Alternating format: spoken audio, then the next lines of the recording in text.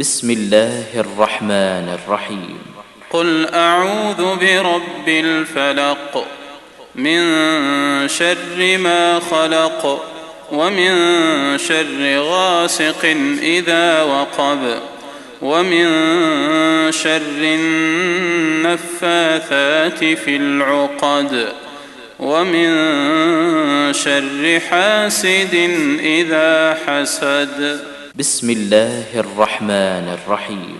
قل أعوذ برب الناس ملك الناس إله الناس من شر الوسواس الخناس الذي يوسوس في صدور الناس من الجنة والناس.